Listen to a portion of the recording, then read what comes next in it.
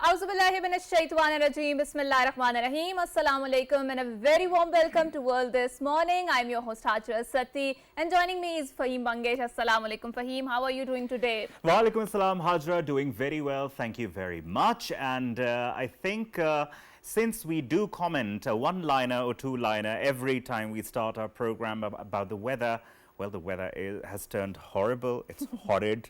It's, I mean, it's you get breathless. You don't want to breathe. So it's become really, really hot. But I'm really sure that the climate change is someday going to reverse. And I'm sure we are going to get some respite because obviously there are predictions that the rainfall this year is going to be a lot more than usual. But then, as we say, Rahmat ki barish, as we pray for that, we hope for the best, inshallah, for the people of Pakistan, for the people of the entire world. Now, Hajra, there is a news since we're talking about climate change. And weather, of course. And the weather. In the whole entire world, we're seeing changes in the weather. We're seeing different parts of the world. We're seeing wildfires. We're seeing storms. We're seeing... I think the intensity of the rainfall that we are witnessing or receiving in Islamabad, I don't know scientifically whether you categorize that as, you know, a lower level of some sort of storm because the winds are so intense, especially I do remember 2-3 days back in my particular vicinity, there was so much billboards that fell away. There were trees that were almost slaughtered by those winds. And that is something that we are witnessing as of now. And the Met Office is obviously predicting that we are going to receive 35% more rainfall in this monsoon season. And they are also cautioning about how to keep yourself protected from this weather anomalies and fallacies that we are witnessing. But however, moving on to our news item, which is the Hurricane Beryl has wreaked havoc across the Eastern Caribbean, bringing powerful winds that have downed power lines and torn roof from the buildings. And also scientists suggest that this climate change may have contributed to the unusually rapid formation of this fierce and early storm. Satellite footage from CSU, CIRA and NOAA captured lightning flashes within the eye of the Hurricane Beryl as it advanced into the Caribbean, also striking the southeastern Caribbean at Category 4 strength on the Saffir-Simpson 5-point scale. Beryl is spiraling towards the Windward Islands, posing a severe threat of catastrophic flooding and potentially lethal winds. This is not some good news that we are talking about. This is something to think about, something to ponder upon as far as the world powers are concerned, as far as we as individuals are concerned. Now, when we talk about responsibility, when we talk about existence, Hajra, have you ever thought about the reason of your being, the reason of your existence? Of course, and this is a very pertinent question, and as a human, we all tend to reflect on that, and if we don't tend to reflect on that, I think we should, because I mean, there are a lot of people are nowadays facing this existential crisis. Why do we exist in the first place? And there has been a lot written philosophically from the different religions, from the different philosophicals who have delved deeper into this question as to why do we exist. And coming from an Islamic background as a Muslim, I have an answer to that, and I think that I came across this answer after reading through a lot, after delving through a lot, and that is because Allah subhanahu wa ta'ala wanted to create us for his ibadat. Now the pertinent question is that he had more obedient beings already present, like the angels who do not disobey, who don't disobey. So why create an insan or a human who is so disobedient towards Allah subhanahu wa ta'ala? But and even as the Quran says that the angels said to Allah subhanahu wa ta'ala, this is the being, this is the creature which is going to wreak havoc on earth. Why are you creating it? Right, right. And especially when Allah subhanahu wa ta'ala asked the angels to prostrate before the Adam, and that was their argument. But then Allah said that you do not know what I know. And there's a capacity in the humans that we can transcend towards the highest potential, and that is why we are called Ashraful Makhluqat, the crown jewel of the creation. and we have also the tendency to fall below even the level of the animals, and that is why Allah called those humans sharre dawab, baddest than the animals out there, right? As well, as Allah subhanahu wa ta'ala says in the Quran. So there are lots of names for that, but today we are going to have a very philosophical discussion regarding the existence, why do humans exist, and the knowledge that we all derive. So the acquired knowledge, the knowledge that came from the revelation, what is the point of the existence. And I think especially nowadays when people are running, because our system is geared towards very materialism, they're satisfying their materialistic needs, but I do think and I do feel that there are many people who are feeling this void in their spiritual self, and to fulfill that void they're adopting a lot of wellness models from the East. So yoga, meditation, they are sprouting Sufism. There's a lot that has been written on that. Well, so we shall delve deeper into all this, and I think without much further ado, I'm going to introduce our guest for today. We have with us the esteemed Sardar Irshad Shaheen Saab. He is an author and has authored a wonderful book. Why do I call it wonderful? You are going to know as we talk about it. And the book is called, he's the author of the Sufi and, Physics and Sufi Cosmology. That's a very interesting assertion. Even the name sounds so interesting. Yes. So imagine the depth and beauty of it when we talk about the book from the author himself, from what he has written, the golden words, after thorough research. Sardar Saab, Assalamu Alaikum and welcome to PTV World. Thank you very much.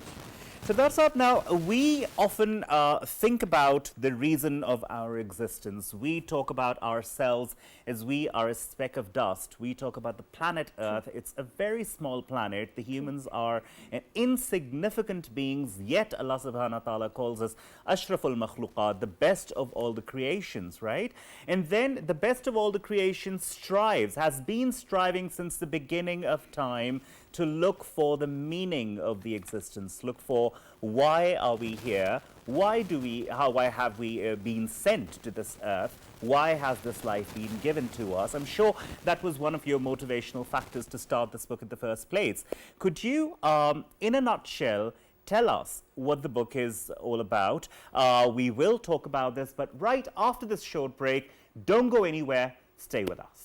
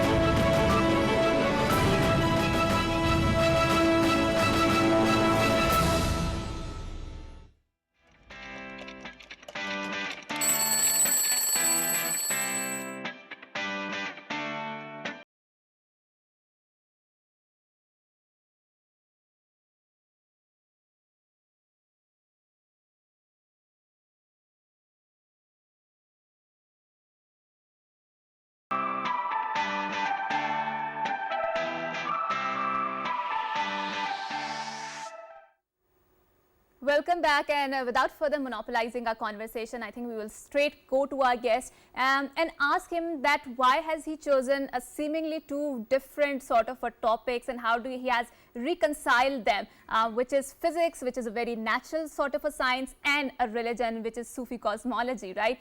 So sir, without any further ado, please go ahead and explain, summarize your book. Thank you very much for giving me this opportunity to explain the contents, some of the contents of my book.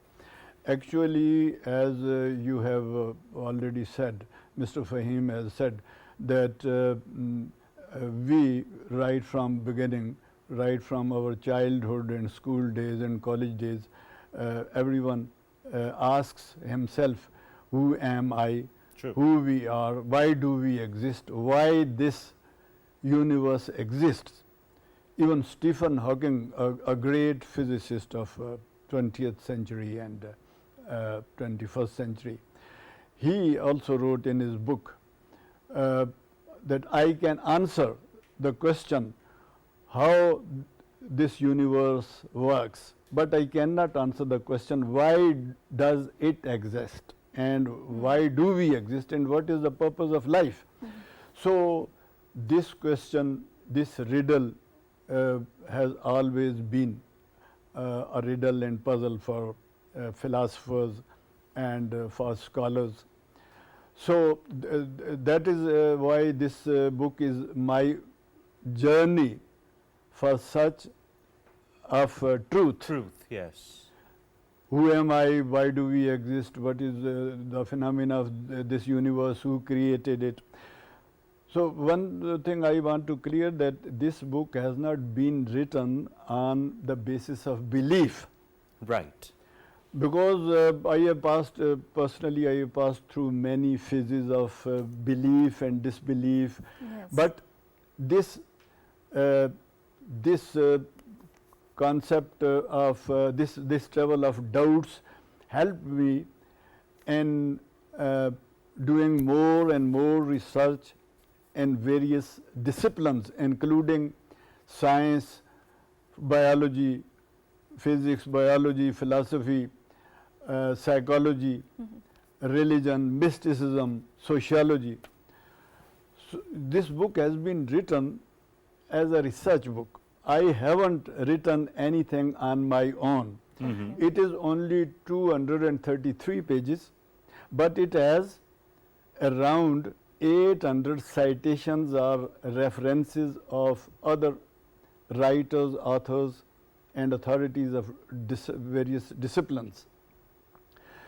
It has been published in USA, Pennsylvania, and my publisher recommended it as a textbook to American universities. That's for wonderful. research scholars and research and university students. That's wonderful.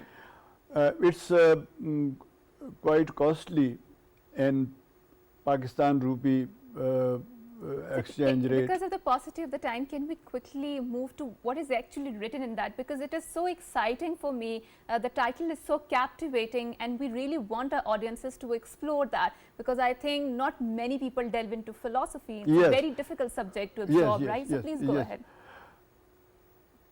What compelled me is that when I was studying various subjects, including, of course, my first priority was science, modern physics, and because it relates also, astrophysics relates to the creation of universe, and you might have been acquainted with the Big Bang theory. Yes, Yes. yes, yes. And because previously Newtonian world was different, and then Einstein's theory of relativity almost changed the worldview, and after that quantum physics has almost changed the worldview, particularly in the old belief that we can explain everything through science and materialistic approach. Now what compelled me, or what persuaded, not compelled, but what persuaded me to write, to give title to this book as Physics and Sufi Cosmology is that after the discoveries and calculations and hypotheses of quantum physics, latest theories of quantum physics, it has been observed that there is no certainty at the deepest level.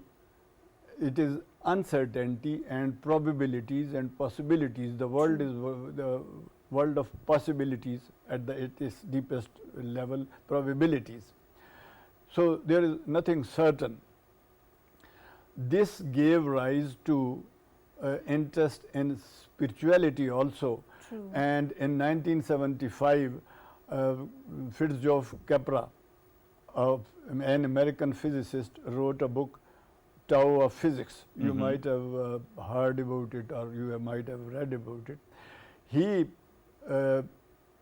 tried to establish and argue that there are many parallels between Eastern mysticism and modern science. So, it became one of the bestsellers. When I read that book, I also I was influenced by that book, because I was also studying the same phenomena through various disciplines, including modern physics, and then spirituality, psychology, biology, and then I found that there are not only there are parallels between Muslim mysticism, which is known as Sufism, but I was amazed to find that Sufism is compatible with modern science, with the theory of Big Bang. I think entire Islam is compatible with the. Because now, with the passage of time, we have been watching, especially in the last century, how science has been coming up with different things which have been referenced in the Quran long time back, I think 14 centuries back. And what I believe it's truly fascinating about what you've done is that we see the conflict at the surface level, whereas you say there are connecting threads at the bottom level, in the depths, in the depths of that ocean that we have of knowledge, right? Because knowledge is one, basically. It comes from one entity. We just have to find those connecting threads, and I think that's exactly what you've done in order for people to learn that, to understand that everything comes from one source, exactly. Yes, which is Allah subhanahu wa ta'ala, right? Precisely. So many physicists now believe that this universe is not a collection of fragmented pieces, but it is interlinked. And then some psychologists like C.J. Jung and others, and even scientists, they have found, or they believe that there is an integral connection between human self, human psyche, and the universe. And Sufis have always been pleading it, including religion in general and Sufis in particular, or mystics in particular, human self and the universe. It is interlinked. Though at the deepest level, there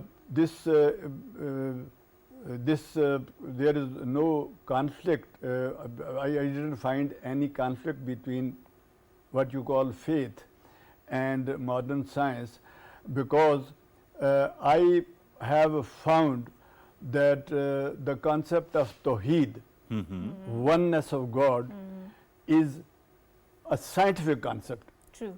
After I analyzed the whole phenomena of theories of modern science and the theories presented by Sufi philosophers. Why Tawheed is a scientific concept? A physicist, a famous physicist, American physicist, Kepler, Frank J. Kepler, he wrote a voluminous book, The Physics of Immortality. In that book he says, and I quote him, the Muslim concept of oneness of God, the Muslim concept of oneness of God is mathematical theorem. it is mathematical theorem. So he put forth his theory of omega, theory of creation and the end of the universe. It is just like Big Bang theory, more or less. But now let's find, because time is brief, without going to superficial and nitty-gritty of religious belief, let us know why Big Bang theory is compatible with the Sufi cosmology. Muslim philosophers have also been writing. Farabi and Ibn Sina and Mullah Sadra and many other philosophers, they were influenced by Plotinus. He was non-religious mystic philosopher of the antiquity and a very famous mystic and philosopher. He influenced many philosophers and Sufis also, mystics also. So they said that this universe emerged through 10 emanations or various emanations or manifestations. They called some said that there were 8 emanations, some said there were 5 emanations, etc., etc. But Sufi philosophers, including Muhyiddin ibn al-Arabi and before that Sheikh Abu Sayyid al-Mubarak, the master of Sheikh Abdul Qadir Gilani, he wrote a small booklet in which he has clearly described the creation of universe in 6 stages or descents. He wrote a booklet, small booklet, Tufatil Mursila, the gift of a pistol. Right. And in that book he said that there were 6 descents. Descents means the travel from subtle world to gross world. This would mean that God created this universe in 6 descents or 6 manifestations or 6 tajalliyat. Why 6? Because in Bible and Quran we have read that this universe was created in 6 days. Yes. 6 days means 6 stages. So they categorized it in 6 stages. The scientists, Stephen Hawking and others, they have categorized it in 9 stages or 6 stages or 7 stages, just to describe the creation of the universe. There was no stop or gap. Right. Sir, it's very unfortunate that we are a bit pressed for time and we will have to wind up our discussion, but it's such an interesting discussion, and I'm sure if you can show your book on the camera, people can see the cover of this book, the name of this book, so that people can actually, and that's okay, that's okay. We just want to see if you can please zoom in. Yeah, this book is now being published from Karachi, from Royal Book Company, and its cost will be very low. It will come to market in about 2 weeks' time. Its cost will be not more than 2,500. Lovely, lovely. Right, So and And it will be available in markets. Right, Lovely. and I think there has been a lot that has been written and there's been discussion, especially in the aftermath of the quantum physics, because once again, like he mentioned, it points to the Tawheed, or the concept of the unity, and this concept is not just found in Islam. The concept of unity, we do find its reiteration in different religions, Yes. but we will save this debate for other time. We are going on a short break. After we come back, we have an interesting segment lined up. Don't go anywhere. Thank you so much.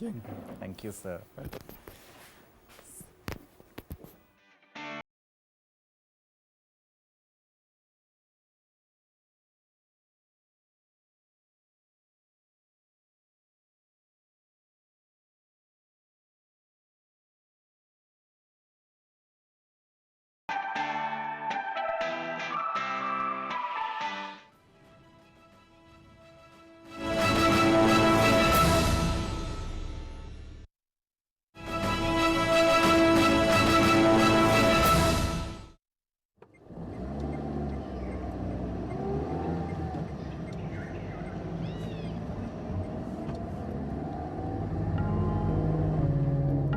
खेत कल्याण गोह दमन फूल चमन इस नीलगो आसमां तले समेटा है मैंने अंदर अपने इस जहां की हर दौलत को मैं हूं अर्ज़ Pakistan.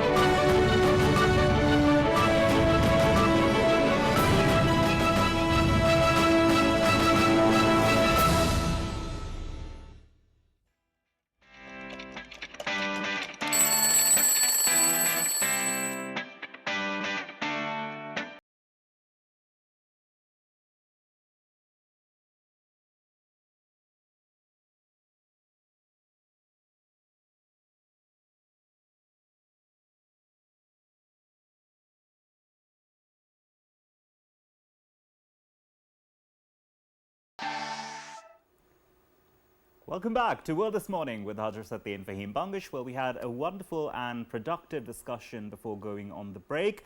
And now the discussion we're about to have is equally, if not equally, well, especially as far as the weather is related, it's very relevant because we are going to be talking about what sort of diet patterns are we to follow, especially when faced with this humid monsoon or this very hot season that we have been having in Pakistan and the entire world. Of course, we're all experiencing that. We're all a victim of that.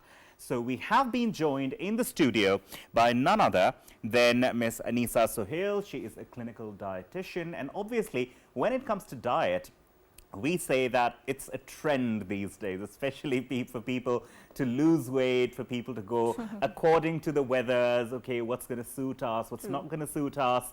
So yes, we're going to talk a bit about that as well, because obviously if we have been given an opportunity, why not talk about it? Of course. So, Assalamu alaikum, Ms. Anisa, and thank you so much for coming to our show. Thank you for having me. So, Ms. Anisa, we've seen, like Fahim alluded to, that it's a very humid weather and a lot of people are experiencing low blood pressure because of the dehydration, right? So, what sort of a dietary regime would you recommend to people who are out there to protect themselves from this entire very strong heat wave?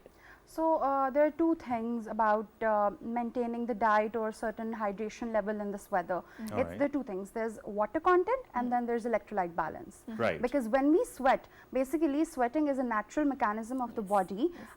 We sweat because our body is trying hard to keep our core temperature stagnant, Stable, which is yes. which is 37 degrees. So, our body is trying to keep that temperature stable, and this process is called thermoregulation, and sweat is a mechanism, a defense mechanism by the body.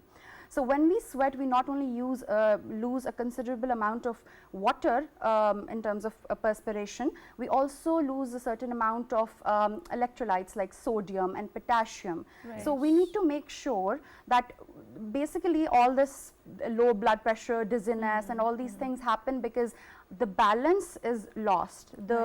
Our thermoregulation and the heat outside, our body trying to keep up with the heat and everything. And how to immediately recover from that faint heat? I'm coming to that. Right. So, to replenish that, we have to I have like a checklist of like fruits and drinks and vegetables and all those things. So, coming to the water content part, there is nothing that's going to replace the need of actual like pure water in your body. So, you got to take that 7 to 8 glasses of water, obviously. And then we come to electrolytes. The fruits in this weather, the naturally available fruits, they are the solution to the problems of this weather as well. Okay. They are packed with antioxidants and electrolytes. Banana, for example, has a very high amount of potassium. Yes. And then we can have lemonade using a sweetener. We can add rock salt, lemon, mint, and there are some naturally occurring spices that have a cooling effect on our body, which include turmeric and cumin seeds. These are just a few examples. Apart from this, we can include, obviously there are melons and berries, so many berry family fruits available, lychees and mango. So the concept is eating a rainbow. All right. Because there are so many like plethora of colors yes. involved in the fruits and everything and vegetables. So the concept is eating a rainbow, which is packed with phytochemicals, flavonoids and antioxidants, which not only prevent us from the heat, it also prevents us from cancer and has like a bunch of other benefits, vitamin B complex and everything. You were talking about replenishing like immediate thing, lemonade is a very good option. And then buttermilk, lassi, curd, eating curd a lot, like yogurt and everything. Kachi lassi, which is a very specific thing that is consumed in Punjab. You mix like 3/4 of milk and 1/4 of water. It's a very common drink. And then sattu, which is a local drink. And then sugarcane juice, which is also a local drink. Although diabetics should be careful while consuming or use a sweetener instead of using sugar and like shakkar and everything, jaggery, but they should consume all these things. We are trying to stray to electrolyte waters and these fancy drinks, but all we have to do is go seasonal, traditional and local. Because obviously these days people are going towards stuff that is more organic, right? Also, especially now since Hajra pointed out to people with low blood pressure, I myself at times do get low blood pressure, plus I perspire a lot. So what do you think about the consumption of the ORS that's available in the market?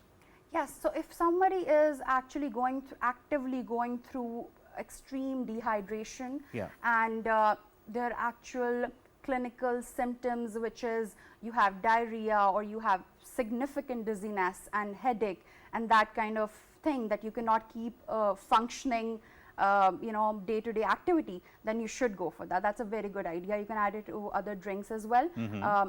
lemonade or just water or any shake you're using or any smoothie you're using, it's a very good idea. You should definitely go for that. And also, as far as the fruits are concerned, they say, especially since diabetes is quite rampant in Pakistani society. It's the not number just one, Pakistan is number one in the whole list. diabetic Yeah. index, Silent exactly. killer, yeah. So, since fruits also contain lots and lots of sugars, how much is too much? That's a good question. So every diabetic patient is kind of different because you have to see if they're going through type 1 or type 2, and then you also have to see how they have managed their diabetes throughout the year. So anybody right. who's going through type 2 diabetes, they've obviously acquired it later on in their life due to their lifestyle and those things, you know, the external factors have impacted the how fast they've acquired type 2 diabetes, and type 1 is obviously completely different. So we have to see how well they've managed their diabetes. So according to that, every person is different, but half cup of cubed cut fruit is like a general portion that they can consume. But also you have to see that no food can be hated upon. There's like a lot of fear mongering around, don't eat this food, don't eat that food. Exactly, But exactly. the true way to go about living a sustainable lifestyle with or without diabetes, with or without a plan of weight loss or weight gain or whatever, is to have a balanced diet and consume from every food group. Okay. And Right. you have to, it's the sunnah, and why else would Allah Ta'ala give us so much if they were not good for us, True. right? So to relate any bad thing with any food, that just create a bad relationship with the food. So you got to consume in controlled portion sizes. Because they but talk consume- about this as far as mangoes are concerned. Diabetics should not have mangoes. They That's true. contain a lot of sugars. And I think moderation is something that is also enjoined upon us as a Muslims, and I think it's a very beautiful concept, and this is what Dr. Anisa was alluding to, that we need to have a balanced diet. And balanced diet means eating food from every group in the moderation. So now, Anisa, so we have seen, like you mentioned, it's very fashionable to lose the weight, and we've seen that there is an entire, I think, dietitian marketing which is flourishing out Something there. that's very close to Diet my heart. plans, yes, and whatnot, right? People are selling very expensive, I don't know, the water Fad with the diets. cucumbers, and I don't need a Detox detox waters. water, and yes. So for someone who wants to lose weight, right, and we've also seen that the element of mobility has been substantially reduced in our lives, right? And plus, to add on to that, there is a concept that you tend to lose more weight in the summers. Is that correct? I think it's because naturally the natural heat and everything, it causes us to have less appetite, Right. and consequently we tend to eat less as compared to winter. We tend to eat more because we need insulation, and the kind of, when we digest food, heat is released inside the body, so that actually helps us keep warm. So that's like a brain signaling process that you got to eat more to keep yourself warm. And consequent opposite to that, in summers we're eating less because the body is so busy in thermoregulation of the body itself, that it's like, no, don't give me food, I cannot take the heat from the digestion as well. It's like that. So that's why people don't eat in summers. They're like something light, something easy to digest, things like that. So this is the reason for that. Right. I see. And what about, for example, like Hajra was mentioning, the smoothies and the yeah. cucumber drinks and the detox drinks? Do you think they actually work? So it's about And what also the- comment on the keto diet plans. I mean, there's a lot that has been written, It's which is in refuting. vogue. Yes, Yeah. the people who are refuting, that it's not a very successful mechanism if you want to reduce the weight. So as a clinical dietitian, Because I've gone through that, and I personally believe it's not sustainable. As a dietitian, what would you say? that is what I was going to say. Actually, it's not sustainable. As I alluded to that before as well, anything that you have to make any health journey sustainable. That's the purpose of it. So you can actually live a life and live a moderate lifestyle out of it. Yeah. So if you're going for if you're diagnosed with something and you need to lose weight, then keto diet is effective. It is effective because the principle, technically, scientifically, the way metabolism work in keto diet, the body going through ketosis and everything, that actually does makes you lose weight. It Yes. actually does burns fat. But Well, I can did you that. continue it for more than 2 years? Can you continue it for the rest of your life if you're not based in an image-based industry and it's not your literally your work and your bills are paid because you look good? Can you do it further? So that's the question. So scientifically it does works, but there are also consequences if you prolong it further, like to a longer period of time. It affects your kidneys and liver. And then you asked about the fat diets and detox waters and smoothies and everything. So every person has a certain maintenance calorie bracket. Right. If you're eating, whatever you're drinking, it's inside those calories. And it is actually made from like healthy ingredients, organic ingredients, homemade, then it is going to have positive effect. But that is, of course, like someone with PCOS, Oh yes. I wouldn't recommend them to, or someone with high cholesterol, I wouldn't recommend them to have a smoothie made out of a full fat milk, for example. I see. So I see. that's the thing. Somebody having diabetes, if they're drinking a smoothie, I would ask them to add like some sort of raw vegetable in there, like a cucumber or ginger or baby spinach, something like that.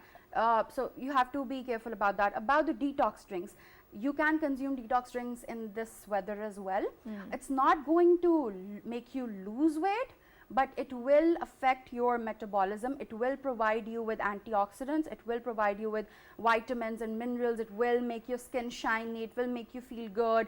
And also water, and just if you're on a weight loss plan and you're drinking detox water, it actually suppresses the hunger signals inside your brain. I so see. that's a thing. Just one last question before we wind up. They also talk a lot about apple cider vinegar. Yeah. How helpful is that? Oh, it is helpful. There is a certain there's a certain figure, I'm not remembering correctly, it's either 60% or 70%. If you take vinegar, apple cider vinegar before food or with the food, it actually cuts the sugar level by that percentage. So it is helpful. Also, the world is finding about it right now. It's in the trend. Everybody's drinking apple cider vinegar. But Prophet ﷺ used to consume vinegar, organic vinegar, in his diet. Also, it affects your probiotics, gut health. And gut health has a lot to do with the general functioning of your body, because we do have cells. Everybody knows that body has a lot of cells, but our microbes inside our gut, they're actually more than the cells. For every one body cell, we have 10 microbes in the gut. In the gut. Yeah. All right. So, all right. Looking after your gut health is equally important as anything else. Right, and thank you so much for telling us, for enlightening us about the dietary regime, especially what we are experiencing, the intense heat waves. So make sure that you are protecting yourself from this very hot and humid weather, and also the animals that are around you, because you can voice out your needs, right? But the birds, the dogs, the stray cats, they can't do that, right? So make sure that you have an earthen pot placed there and replenish that and fulfill that with the water, because they need your help, and also it's Sadqa Jariya. Thank you so much, Anisa, for coming to our show. Thank you. It's been a pleasure. For having this wonderful conversation, and we are bidding you farewell. Until next time, it's a goodbye, Allah Hafiz, and good morning.